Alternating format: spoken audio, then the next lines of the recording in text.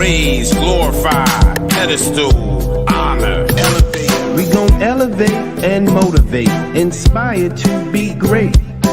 Yesterday is yesterday, today is a new day. So if each one can teach one, we can all make a way. Elevate, elevate, elevate and learn. Elevate, elevate, elevate with Vern.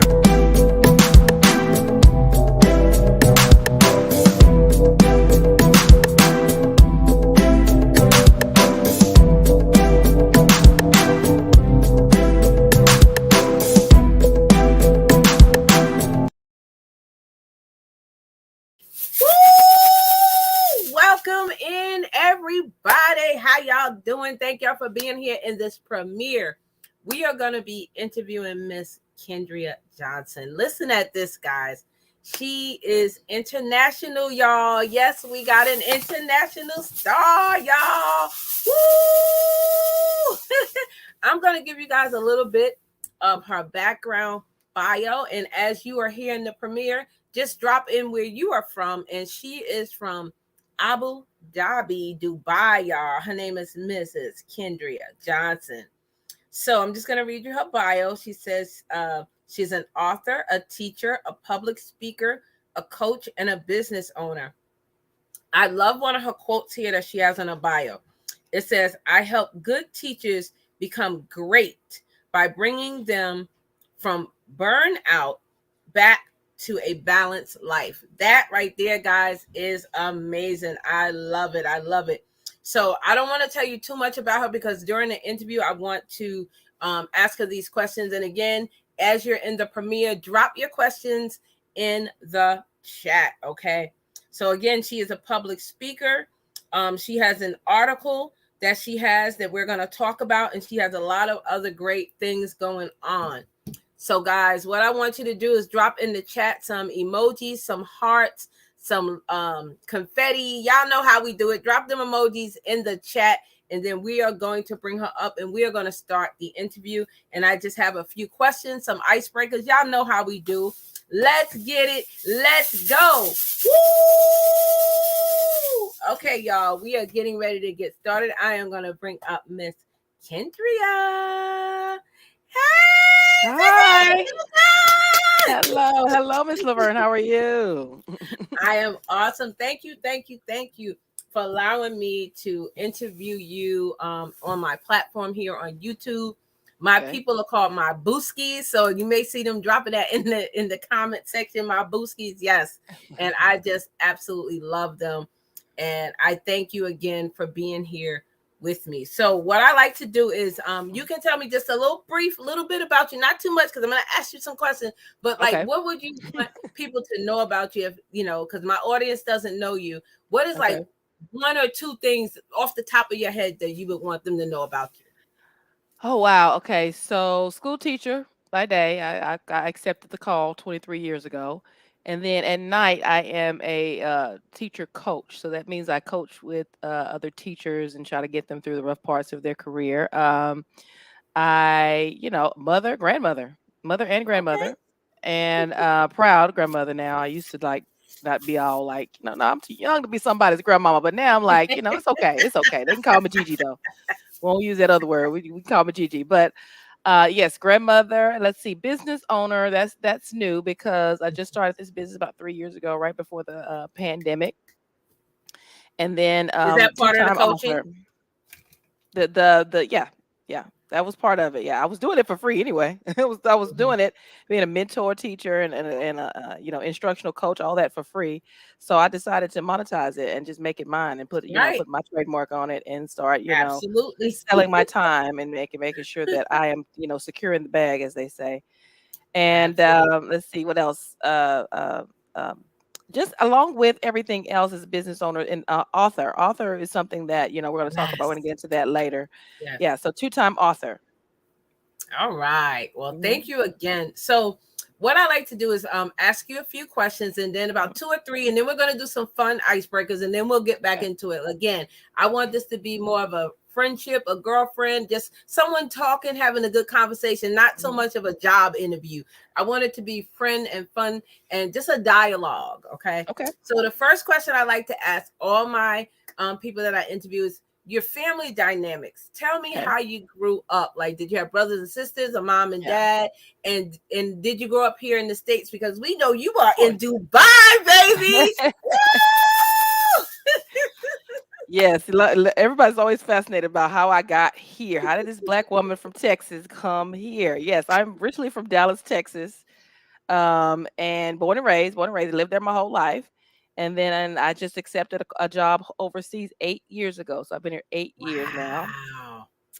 Wow. I grew up in a single parent home. I was raised by my grandparents up until I was 11, and then my mother took over, and she raised me and my brother, and it's just he and I.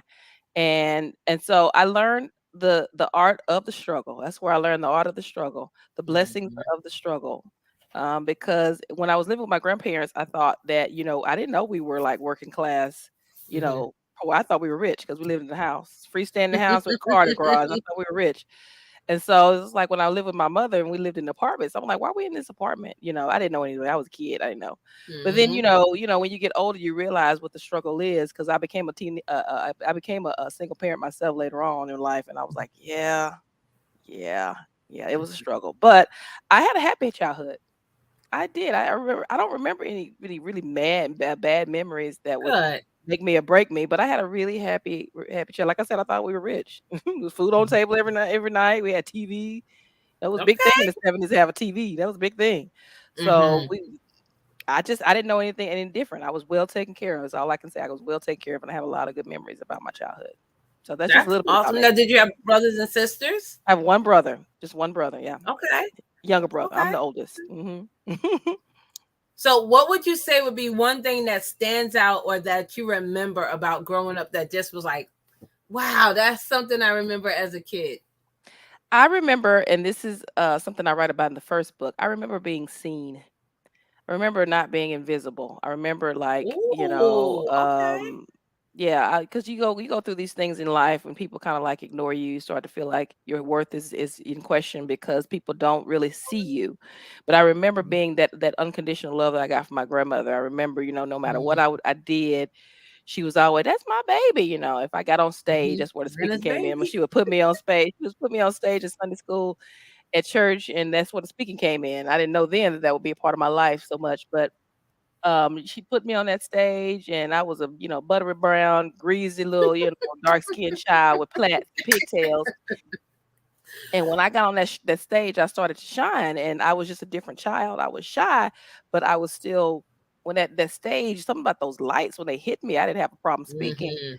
And that's where it started. I thank my grandmother for that to this day because she used to put me in pageants. She used to put me Thanks, on Nana. stages. She used to, that's my baby. Watch my baby do this speech. Y'all should go on, baby, do that speech. That. And uh, those are some of my favorite memories of her, just being, seeing me for me, because I was Mhm. quite shy, and she just kind of like saw something in me, and she was like, "You gonna be on this stage? You don't care how shy you are. You finna get Aw. out there." Yeah, That's awesome. One of my yeah. things I always tell my people, a lot of them probably already know, is I remember seeing a black Santa Claus when I was 5 years old, and I was Mhm. like, he looked like me. Like, Yeah. and till this day, like that always resonates with me. I don't know why. It's just something from the childhood, but okay. So, you grew up in Dallas, Texas. Let's You see. went to school and stuff. Now, did you go to college in Mhm. Texas? Yeah, I went to Okay. college and tech. I was the first one in my family to go to college. Okay. I was the Were you first in a one to get a sorority? master's. No, I was not. Oh, But I was, okay. I was not. I was not. I was too busy. But yeah, I was. I was working and going to school. So I worked my way through college, and so I didn't have time for anything like social gatherings, social events, social things. But Mhm, and I had a kid, so I would mhm. yeah I had mother duties and college duties. But I was still the first one in my family to go graduate and then go back and get a master's. So that was an Okay. accomplishment and achievement. Yes, that is a great accomplishment. So Hmm. let's do two icebreakers and then we'll get back into the questions.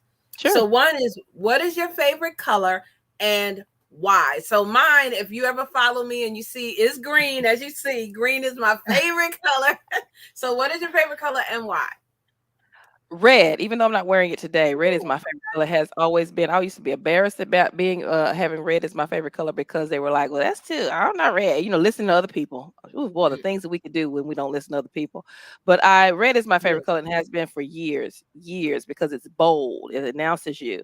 It says, look at me, I'm important. It's the color of blood and it's the color Yes. of the stop sign, like stop and look at me. And Yes. so I like attention. I've always been that way. I'm a Sagittarius, so I like attention. Okay. I Okay. do. I don't mind. I don't mind having the spotlight on me. I don't know where like I said. I think that came from my grandmother being when I was a kid. But I don't mind having a microphone in my hand and Okay. being in the stage with like 300 and 400 people. And of course, Wow. I'm a school teacher, so I don't Right. mind getting up telling people what to do and how to do it. And so that all of those things make me who I am and make me the coach that I am now. Okay. Yeah. What is one of your favorite quotes? It could be anything. What's something like you like? That's me. Oh, Winston Churchill says, "If you're going through hell, keep going," Woo! and that gets me Come on through. now. Yeah, Winston Churchill, this was the Anglo-Saxon man from Britain said that, and I was like, Mm, "Oh wow!" You would think a preacher would say it, but maybe he heard it in the church, but I don't know where he heard it. I don't care, but I love it when he says that because that gets me through some days. Like when you're going through hell, you just don't tell everybody about it. Just keep going. Just keep going. That's one of the ones that's getting me through right now. Yeah, okay. Okay. So yeah. we know that you are a school teacher and you teach Hmm. fifth grade from what you told me. So Yeah. what made you want to become a teacher? Was it another teacher? Was it your nana? Was it your mom?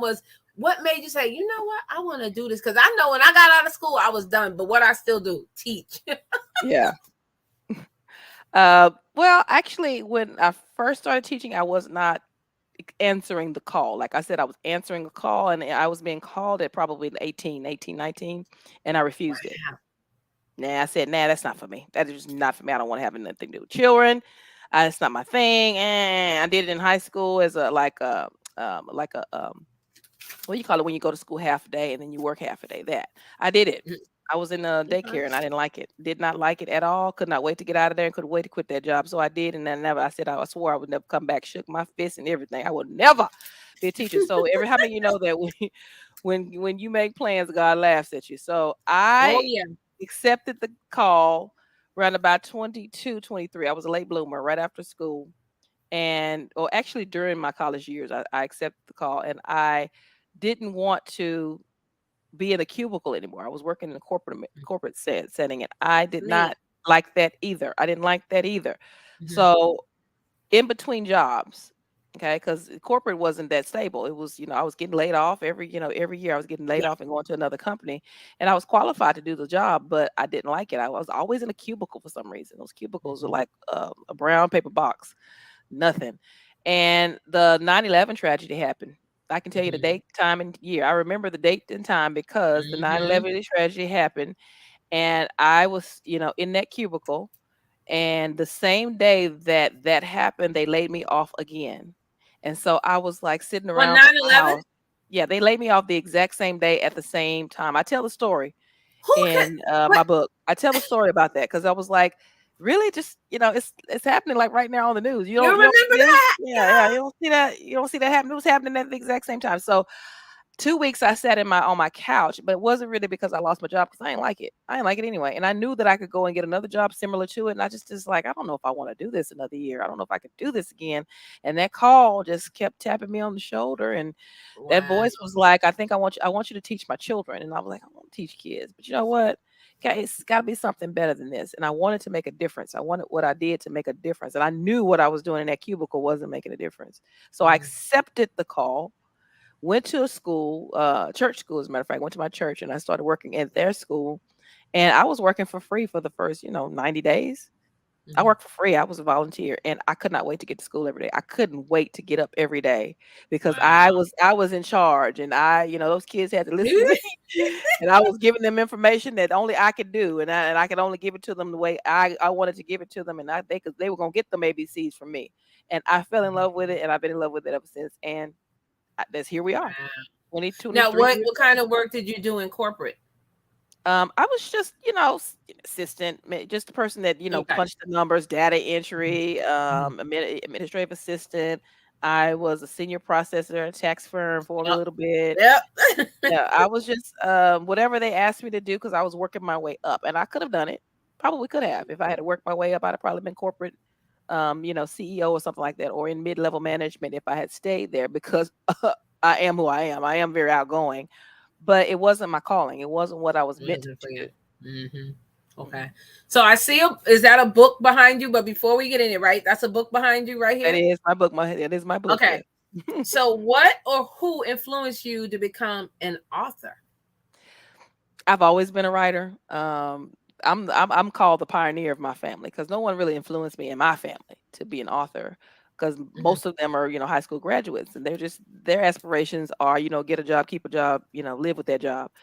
So Mhm. I was always a little bit different, and so I was when I moved here is when I did the first book. The book was in me. It was on me and in me. It was all around me, and I wrote it on my dream journal, and I wrote it in my list of things that I wanted to accomplish here. And yet, it took about 5 years for me to get that Okay. book published. 5 years. Why? Okay. Excuse me. Ugh, pardon me. It took me about 5 years to get that book out because it was my personal story of being a Mhm. single mom, being a teen mom. It was my personal story. So it was very it was like giving birth to a baby, and I Okay. didn't want to let it go. And so that first book was hard. I wrote the book in 2 weeks. That was easy. The easy part was writing. Everybody thinks that writing is the hard part. It's not. Writing is the easy part. It's getting it published. It's editing. It's finding someone to publish it for you and with you. I And know I'm I in just that took part my now. time. Yeah. It's everything that happens after in marketing the book. But once I released that, I was like, okay, if I can do that, I can do anything. If I can do that, I can do anything. Got a lot of pushback from the family. There's people that still don't speak to me because of that book, but doesn't matter because it's Right. my book. My daughter's the one that It's your encouraged me. story. It's like it's your story. You have to tell That's right. your story. And so I did that. And then the second book was very easy. I did that one in 3 months because I wrote it in 2 weeks because it was all in my head and it was things that I had already learned through my career. So the first book is about my life, second book is about my career in my life. So Okay. And that's I'm how going I to ask became an you author. about that Yeah. right now. So you're a teacher, an author, a public speaker, and I'm going to get Mhm. into the Forbes article. But Sure. um, your teacher book is called Teacher of the Year, right? You got Hmm. Teacher of the Year in August of 22. Hmm. And Last then, year, August. okay, what's the exact name of the book? Because I got Strive to Thrive Toolkit. Is that the Yeah. whole entire name? Okay, it is. Yeah. Teacher Yeah. of the Year, Strive to Thrive Toolkit. Tell us a That's little right. bit about what that is. Well, it's a play on words. People think I'm bragging, but it's not. I've never been teacher of the year. Never been voted teacher of the year. I feel like every teacher is teacher of the year. I feel like anybody who survives teaching should be named and labeled teacher of the Teachers don't year. get paid enough. No, they don't. No, we don't. Okay, so the title it works for me, but I named it that because the people that I knew that were teacher of the year, it was all political. It was all who their favorite were. They were the favorites of the school, and people just voted for them because they didn't feel like dealing to vote for anybody else. But I'm like, every teacher that I know deserves some type of medal. Even the ones we consider to be bad teachers, no. Mm-hmm. Everybody who comes up there and deals with children every single day and pours into kids every day deserves to have that title. And the Strive to Thrive toolkit, if you look at the cover really closely, she's a burnout pretty much, and she's tired and exhausted. And so I went through that on my own exhaustion and my own set of bout through burnout with I Mm-hmm. told you how I loved it, I fell in love with it, but then halfway through I didn't love it anymore. So I'm like, what is going on, what is happening? And I couldn't get the relief I needed. My friends weren't telling me what to do, and I couldn't talk to family about it because they didn't want to hear it anymore. Like, I don't know why you go up there and deal with those kids anyway. But I Mm. I got myself through it, and then I write about it in the book. Being a writer in a journal anyway, I journal anyway. I just wrote about all my experiences, and I wrote it down, and I made 6 very easy steps that I chronicle in the book about how to pull yourself out of that rut once you get in it. That If is you get in it. awesome. That's Mhm. what, I'm gonna drop it when it premieres. I'm gonna drop it in the chat so they can see that too. But we're gonna get into that in a minute. So Yeah. you also have something called um Teacher Mentor Program. It's a masterclass. Tell us about that and how they can actually, if they would like to purchase that or get into that, how could they do that? They can go on my website and get the classes there. Each class is about an hour. They can get the whole package, or they can do it, class by class by class. They can also go on Teachers Pay Teachers. I have a whole page there with all my book is there, my audio book is there, and all those master classes are there. And a lot of them, some of them are free, but some of them are more intense. So you need to go ahead and take that. But I also do a workshop here. I do that here though. That's the live workshop. That's the new thing, and it's quite expensive. Yeah, yeah, because Now, I'm is it worth for it. any teacher, like any Yeah. grade that they teach, or only from No, it's kindergarten to all fourth any grade? any teacher. It Oh, could be a professor. It could be, it could be a professor. It could be someone who, home teach schools, homeschool teachers mhm. have reached out to me as well. And so it's about what I would tell my 20-year-old self before I got into being teacher, but got to be a teacher before I was a veteran, let's say. First 5 years, because one of the reasons I wrote the book is there is a major problem in education, major. And then they range from teacher Mhm. shortages to teacher burnout, all the way up to there's not enough people in charge of us. They can't even get school bus drivers in certain parts of the country Mhm. because education is, taking a downward spiral because of all of the violence that's in schools. And teachers are on all this stress, the mental health of the professionals we have to be, and the things that we have to do in our job should not be happening. And so who teaches us how to deal with that? You That's know, right. that's Well, not in that is PDs. awesome. Yeah. That's awesome. I love that. So if you Hmm. any teachers out there, y'all know in my audience, y'all go check it out. So let's pause for a second. Let's do two Sure. more icebreakers, and then we're gonna come back to that. Because Okay. I like for us to just have a nice, easy flow to it. So Yeah. would you prefer summer or winter? And why? Winter. Why winter? Oh my, I was Winter. really. Well, I was born in December, so I like it cold. It's cold in here right now. I mean, I live in a very, very hot place. It's the desert. And Mhm. on my vacations, all the travels that I've gone to 35 countries, and most of them I do European countries in the winter. Dead Wow. winter. Matter of fact, one of my new goals, I have a new list because once you do your travel list, travelers out Hmm. there, once you Hmm. do your travel list, and you're like, wow, I checked off everything. Japan, check, Thailand, check, Hmm. Europe, check. Then I'm like, okay, where do I go now? So my next venture is I want to go to Reykjavik, Iceland, Oh my Greenland. I goodness. want to go. I want to Listen, go. The colder the I better. I live in love it. upstate New York. I can Yeah. send you a box of snow anytime you Yeah. want. I love the Wow. cold. I go in, I get my coat out. I get excited. I get my boots out. I get excited. I like it cold. I do. I like the cold. Wow. I'm traveling next week, but I'm going to the Bahamas and Half Moon Cay. So I'm going hot, hot. Okay. I live in Okay. hot, hot. See, I know. We're gonna get into that. Yeah. So city or country? Oh wow, both. But if I had to Really? choose city, I like city over country. But I would love to have both a city house during the week, and then for the summers, the country. Okay. Mhm. Okay. Awesome. Awesome. So I hope everyone is enjoying this interview with Miss Kendria Johnson. Please go check her out. I will be putting all the information in the description box after this premiere is over. And now we're gonna resume back into the interview. So, what prompted you to move to Abu Dhabi, Dubai? Like, oh, this is like one question I haven't couldn't wait to ask.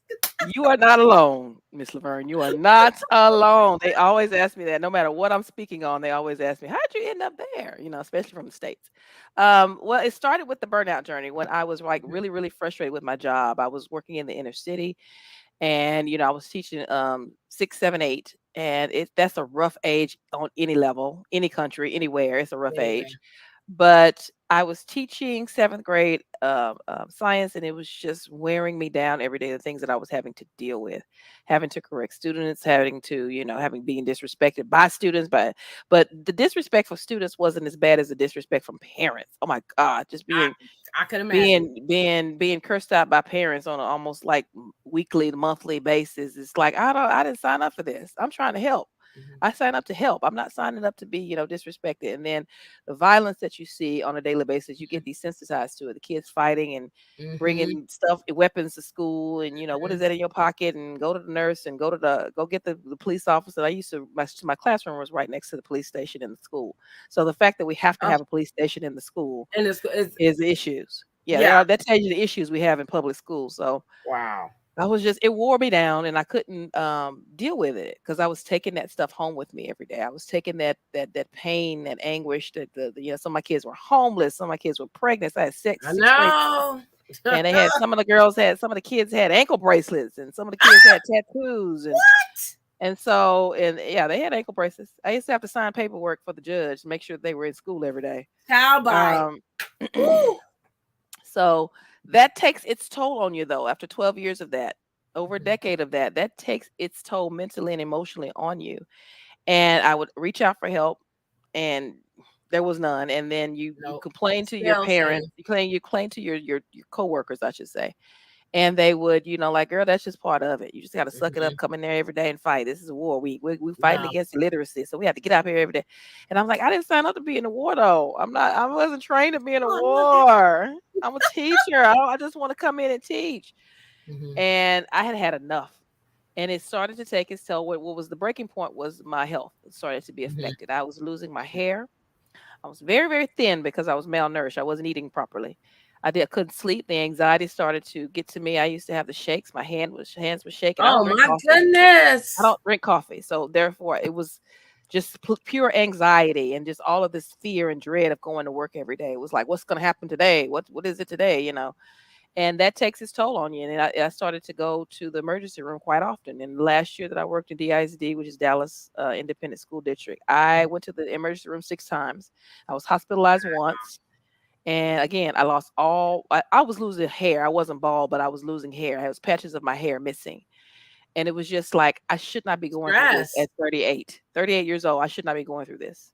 Oh my God. It's ridiculous.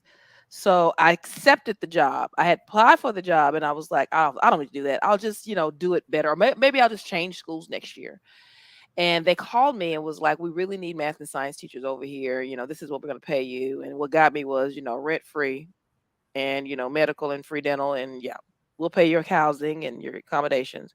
And I was like, sign me up. I'll be there. I'll be there. I didn't even know what I was saying yes to at the time, but I was like, yeah, I'll be there. Wow. And that's how, and they accepted the position in Abu Dhabi, and I've been in Abu Dhabi ever since. But I do live right next to Dubai, so hop, skip, and a jump. Okay, so Dubai. It's a little controversial. Yeah. So again, America, United States schools are outrageous. Yeah. And then the schools over in Abu Dhabi, what is the difference with the children? Are they more respectable? Because they value education more over there. Am I right? Tell me if I'm right or wrong. Because what do you see the difference in with the children in the two different areas? Well, because it's a Muslim country, they are very respectful of their parents.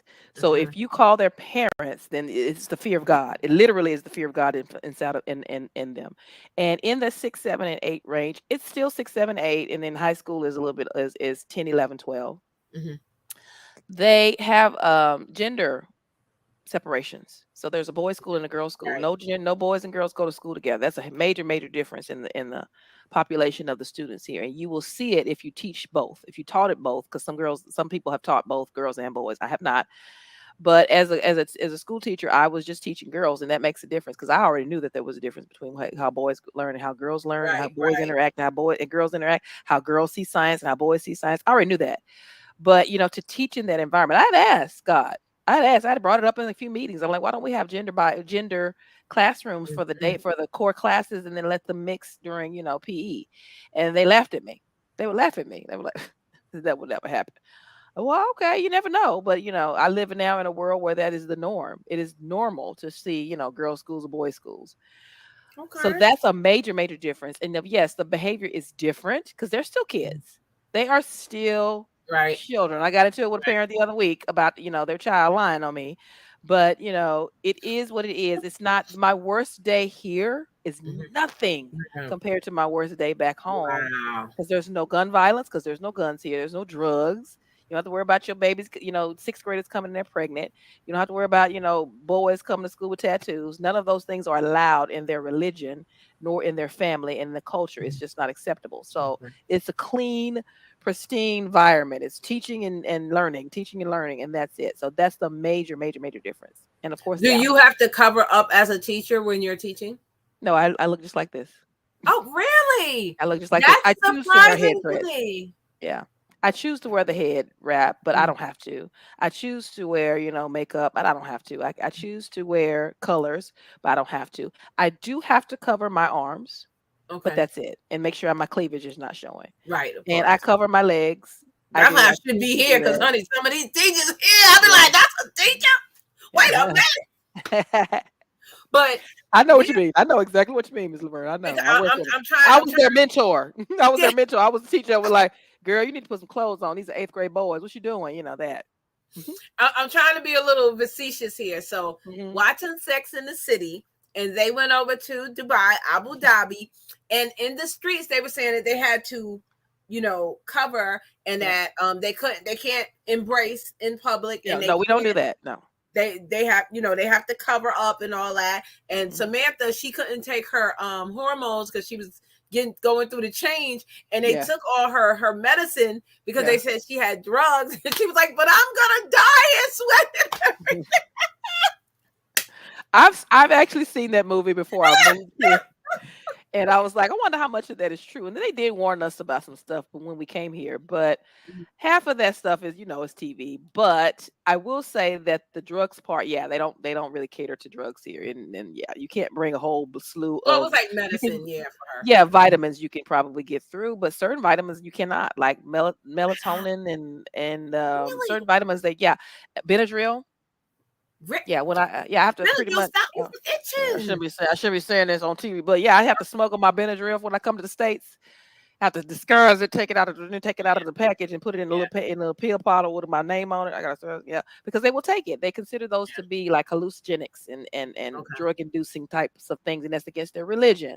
So Right, right. they I will get take it. those I get it. things. So, But the rules or the strictness of the country doesn't bother me because it's just adaptability. You learn that really quickly when you move here that once you adapt and you understand that you are a guest in someone right, else's country. right.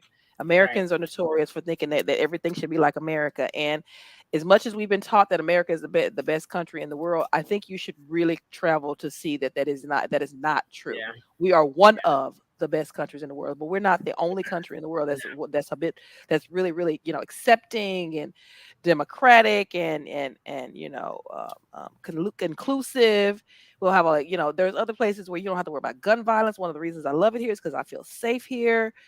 And is there racism? Yes, but it's very very minute and it's more elitism here. And so I'm part of the middle class, so it doesn't really mm, affect me.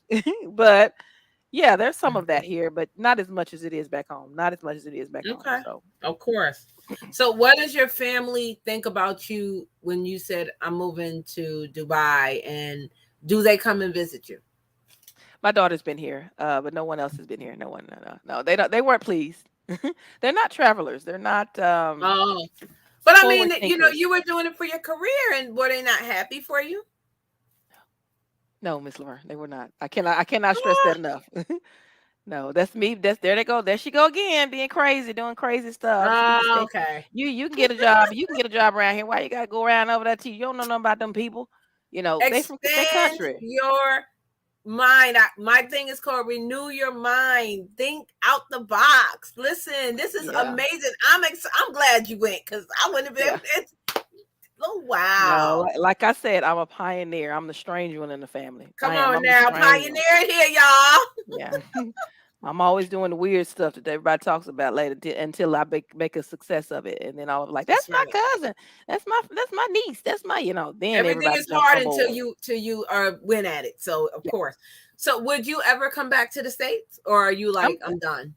I'm thinking about it. I'm thinking about it just because those grandbaby ties are there. Those I watch my Okay. grandbabies grow up, and I could really make a difference. Honestly, what my program offers would be very beneficial to the states. As a matter of fact, it Okay. wouldn't be enough of me. I'd have to train other people to do what I do, and I could probably make a whole lot of money if I came back home because of my skill set that I've acquired here. But it's the safety. It's Mhm. the not wanting to return to, the school system Listen, there. you It's got me wanting to come over there, and I've only been on a plane once, and I'm going next week. So I don't know. I might have to come to Abu Dhabi. If you give me an invite, girl, I'm gonna be like looking up flights. yeah. Well, I mean, once you get here, you have to worry about anything. I could be your tour guide, but it's Uh getting here. It's once you get here though. Gotta get Y'all here heard first. that, Gotta right? get here though. Y'all heard that your girl might be going to Abu Dhabi, y'all. It's a long flight. Get ready. I know. Look, just put me to sleep. Put me on one of those planes that Sex and the City was on. Oh, My yeah, those own definitely room. for the rich people. Yeah, those are for the rich people there, because everything else is regular for us. Regular flights for me. Every once in a while, I get bumped up. Well, I can't be on a little compact though. But what is your favorite place in Dubai? You know, I asked you about the $1 million hotel already, or billion, or whatever it is. Oh, the Burj Khalifa, not Burj Khalifa, the Burj Arab. Burj Arab. Yeah, that thing is beautiful. But what's your favorite place in Dubai? Like, is there like a spot or anything? I like the downtown area. If I go to Dubai for a weekend, I usually stay in the downtown area right by the Burj Khalifa, which is the tallest building in the world. Everybody probably has seen that. Like a hotel. And it's right across. It's right across. So it's the Dubai Mall, then it's the Burj Khalifa, then it's the Dubai Opera. All those things are right there in the city. So when I go, I stay there. And I like to be in that space. I don't like to stay outside of the city and come into the city. I like to be right there in the middle of the mix. I want to be in the mix. Ooh. And because everything is there, everything is, right there. There's the opera, there's the mall, biggest mall in the world. They have a ski resort in that mall, in the Mall of Emirates that's up the street. And everything is there. Everything is right there in the center part of that city. So that's my favorite place is to go downtown. Downtown Dubai. Okay. Have you ever rode a camel? Yeah. I rode a camel before I got here. I rode a camel before I got here. Yeah. That's nothing to you. Yeah. That's probably what was like, or what you call it, not omen, what's the word? The premonition, or something like a preview of coming attractions. I didn't know that at the time, but me and my daughter went to a travel show and they had us riding camels. We rode a camel all the way around a little thing. Wow. And I was like, wow, this is nice. Never knew I would be actually living here. I don't think I would like that. They put a garter on their mouth so they don't do that. Okay. So you're a tourist, so they're gonna try to protect their money.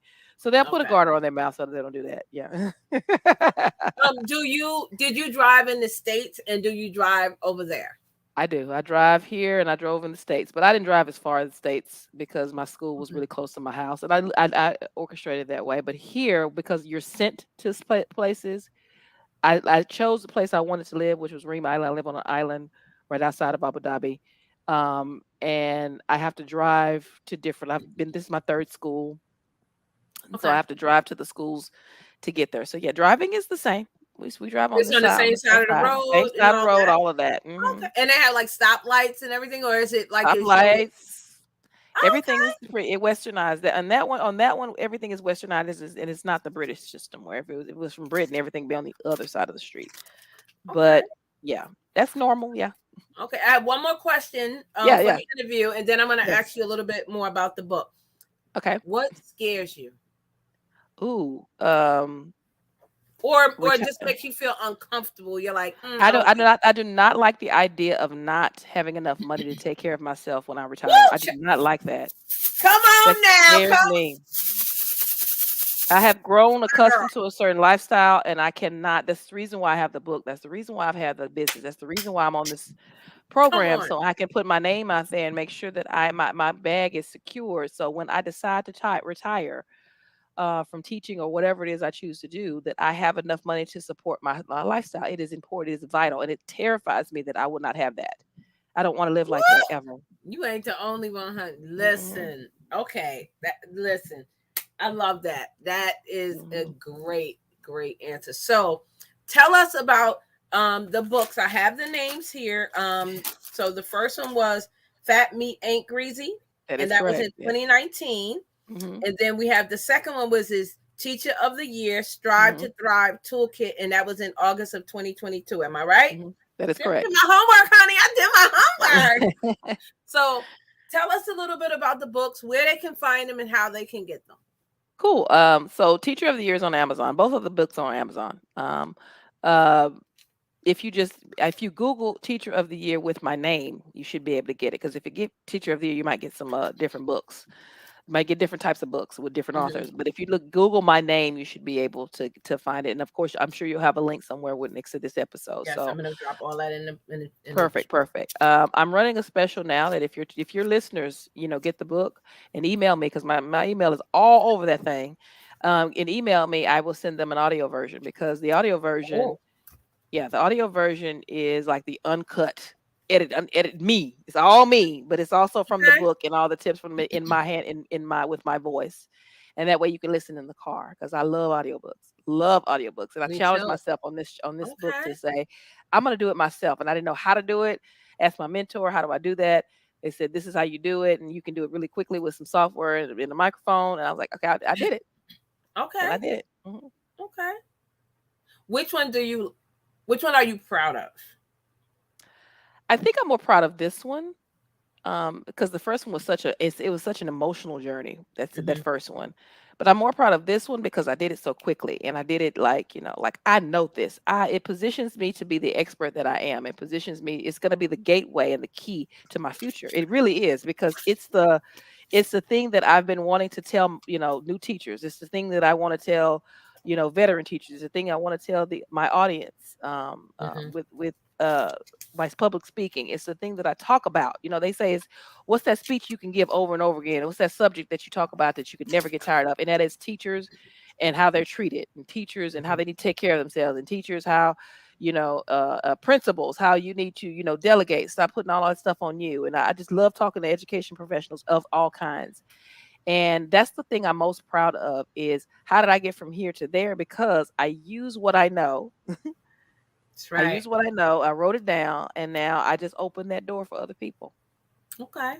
I have two more questions and then we're going to be done, guys. We're going to be wrapping it up. Tell Okay. me a little bit about the Forbes magazine article in 2021. And I am very excited because once she tells you guys, I'll tell you why I'm excited. Well, y'all will probably already know. My people already know me. So Yeah. tell me what that's about. Well, it's a quick story if you don't mind. I'll just go No, come pontificate on. for Yep. just No, one second take here. your time. So that the way it came about was I was in a mentor program because teachers need mentors as well. Business owners need mentors. Everybody needs a mentor. You need someone you can look up to say, hey, what am I doing wrong? Mhm. And I was in this program with a seven, eight figure, actually, eight figure guy. And his program is it's extensive and it's kind of, it's up there. It's pricey, but you want the best. So in order to be the best, you have to learn from the best. So I was in his group coaching program where, we meet every month. And, he's a $30 million, he's been in Forbes 3 times, and he's a $30 million a year person. And he Come on. has these group sessions, and sometimes it'd be 100 people, 150 people, 60 people. Wow. It would just fluctuate with whoever was in his group sessions, and you get to ask him questions about your business. So this particular session, it was December 27th. I remember the date because it was 2 days after Christmas, and he was like, I committed to do it once a month. I'm doing it. I don't care who's here. And there was 18 of us in there. That's it. And because everybody was on vacation. So I was in there and I was like, I'm here. I'm not doing anything. And in that session, he had his PR person, the head of his PR company was there. And she was in that session with us. And she said, hey guys, I'm looking, John is my friend. Okay. Because millionaires hang out with each other. And John is Okay. my That's friend. And what I I'm looking say. for, yeah. And I need 6 people to write an article. Of course, I'm a writer. So, my ears perk up. And I need 6 articles by January 1st, and it was December 27th. And if you don't know how the business works, they pay for those articles. A regular person has to pay.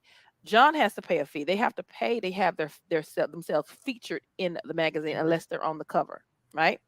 And so he had 6 articles that had been published about him, and he was saying how they were $25,000 to get your article published in Forbes magazine. It is not free. It is not cheap. And so he put it out. She put it out there. She's like, "But I'm running a special because I need people. I need people to write. I need writers in articles, really good articles about business owners from business owners." And she said it's $6,000. Well, it might as well have been 25,000. It didn't make no difference to me because I didn't have it. But I went on and said yes. Okay, of the 18 of us, there were 10 of us that said yes. Okay, sign me up. What do I sign? So I signed up, and she said it was $6,000. I was like, I don't know, I'm gonna get that, but I'm gonna sign up anyway. Because John had been telling us as business Faith. owners, our job is to, what one of the characteristics we have in common is that we jump out the plane and put the parachute together on the way down. He always says that. He says, you figure it out later. Say yes, figure it out later. And that's exactly what I did. I took his advice. So I said yes, signed up. And I was like, all right. And I wrote the article within 24 hours, had it back to them. They had to edit it. They had to approve it, because when you paying for the article, when you pay to be in their magazine, they tell you what to write about. thing. So I wrote about what they told me to write about, sent it back to them right away because I'm a writer. That's easy for me. And I was like, I don't know where I'm gonna get this down. I don't know where I'm gonna get this, but I'm gonna go ahead and do it. And so I got everything approved. Of the 10 of us, there were only 3 that stuck with it after a week. That actually, kept their appointment and stuck with it. And so after the third, we were the last 3, and a week later they were about to publish, January 2021. And I called the lady. I was really embarrassed, but I was calling the lady. I would email her like, can you take a payment plan? Because I don't have $6,000. Because I was assuming that they want to publish it because I hadn't paid. And she said, oh no, John took care of it. John just wanted to see who was going to, walk in faith. And so that is how I ended up in the Forbes magazine with Oprah Winfrey. Look at God. Wait. Don't rewind. You went a little too fast because I don't I'm about to overtalk. Say that part again. That is how I ended up in, Forbes magazine with Oprah Winfrey on the cover. Oh my God! Listen, all of my people know my mentors are Oprah Winfrey, Les Brown, and Lisa Nichols. And I always tell them, look at how I happen to connect with Kendria, but Kendria is in a magazine, millionaires now. Oprah Winfrey, and y'all know what I say, speak what you seek until you see what you said. I have been on Les Brown's live on Facebook. He has called me out. He has spoke to me. He has talked to me, and I love it. Lisa Nichols, I have been in her courses. I put her on one of my vision boards in 2021 in January, and before February came, it was like February 3rd. I was on her live performance masterclass thing, right? Yeah. And now look, Oprah Winfrey. I told y'all it may not come today. It may not come tomorrow, but we have a connection, and look who is connected to it. This is how God works. It's true. And I've met both of them here. Shut up! Wait a minute! They've been here. Lisa Nichols loves it here, and Les Brown too. They love it here. Let me tell you something about Lisa Nichols. First of all, I just adore her and her new marriage, and her birthday was just a little while ago. It's just, this lady is just phenomenal of what she's went through. Les Brown, he just turned 78 because when I was in his thing, he was 76. So it's 78 because it's been 2 years. I met him when he was 75. Yeah. Look, because he hurt his rib and he had fell. And he was at the doctor's, and he was just saying his family wasn't doing all this stuff. Yeah. So I watch him on Facebook all the time. Look, y'all. Too. She done met my mentors. Now I've like I said, I've been with him like this on Facebook, and I've been with Lisa Nichols and her master. I haven't met them in person yet. Oh, I met them in person. Yeah. Come on down. You come. Well, next time they come, you should come here. Then please say that again. Come on, they come here. You should come because of being in a different country. You can easily walk up to them. He got off the stage. I walked up, shook his hand, and his daughter. His daughter's a speaker as well. His daughter's hand. I have the pictures. Yeah, y'all better get y'all passports all the time. Yeah, Bella, phenomenal. Now let's go to Dubai, y'all. Come on. Oh my God, we can all go over there and meet Kendria. We go listen. I believe that God puts people in your life on purpose. And I always say this. God puts people in your life for a reason, for a season, or people are in your life for treason. You have to figure out why they're in your life. Yeah. Remember, people are in your life to give, to help you, to elevate you, or to take what you have. Yes. I really, really believe that. Look, y'all. Look, and we met through Facebook, through a group on Facebook. Yeah. Man, listen, follow your dreams. Go after what you want. They'll follow you. Okay, my last question. I'm sorry, go ahead. I said follow your dreams because they'll follow you. Once you follow them, they'll come following you. Grace and mercy will follow you. Exactly. So you're a teacher, an author, a public speaker. What's next for Miss Kendria Johnson? Oh, wow. I'd very much like to grow my business and get this business really, the book is the hook. That means, you get the book, then you're hooked, then you want more, you get the masterclass, you get the free masterclass, then you want more, then you can be, call me to be your personal coach. And the coaching program is basically just teachers come through it, and hopefully they can either avoid burnout or get through it. And then I want to be able to expand that to school districts and come into their school as an educational consultant to help them plug those holes where we can stop losing qualified educational professionals in the classroom. We need to stop losing them because we're running them off by putting too much work on them, and we're running them off by not respecting their time. We're running them off by not caring about the person behind the desk. We're so focused on the kids, and yes, they need to be focused on, but you're forgetting about the human resource that takes care of them.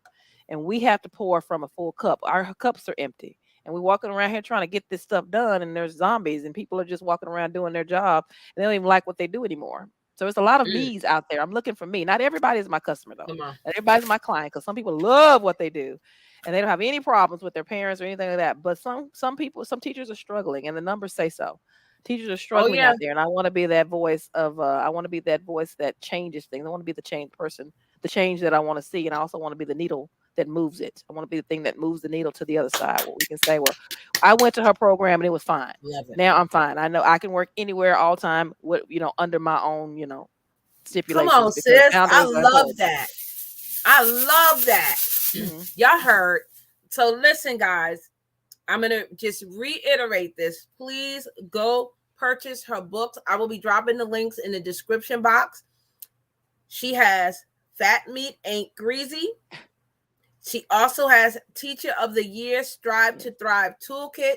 Check out her masterclasses. Listen, pass the word on. If you know any teachers that may feel that they are just overwhelmed, they're stressed out, they're burnt out, please forward them over to Kendria Johnson. You can find her on Facebook. And where else can they find you on social media? So if you put me on Facebook, it's Teacher of the Year. I have a private group there. I'm Teacher of the Year on Twitter. I'm Teacher of the Year on IG. I'm Teacher of the Year on LinkedIn. I have groups everywhere, so that way I can build a community that way. So anytime you see my name in Teacher of the Year, just join that group. I'm probably going to be on there somewhere speaking. I have a podcast coming out really soon about, again, I can talk all day. So I figured out, might as well start taping it, interviewing people and start taping it and stop, playing around with it. And that it will eventually turn into a TV show. Eventually. I've already signed the contract for the TV show. You better go ahead, girl. Come on, sister.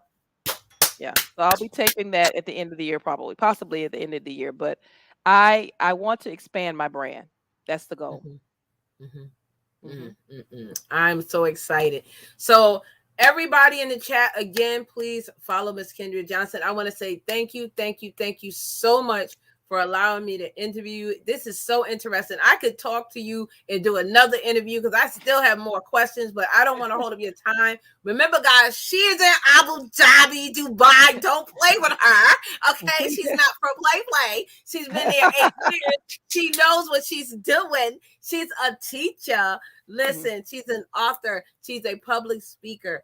Check her out. Kendria, please do not go anywhere. Wait right there while I'll just close out with my stream, and I'll be right back with you. I'm just going to drop you down, and I'm going to end this one moment.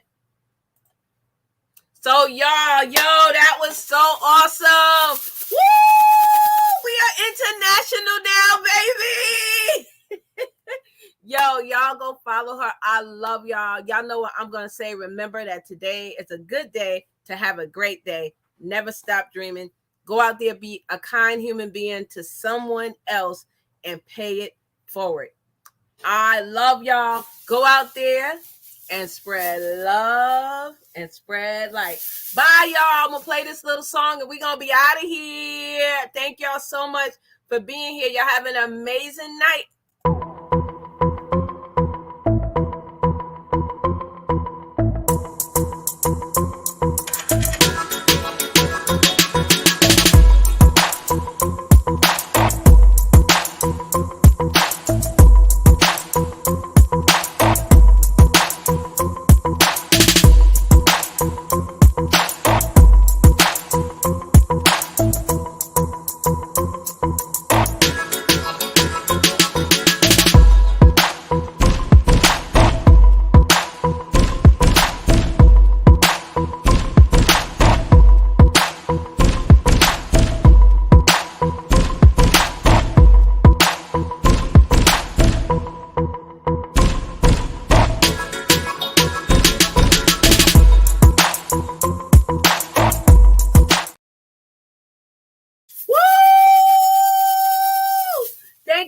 again for being here. Love and light, everybody. Bye, y'all.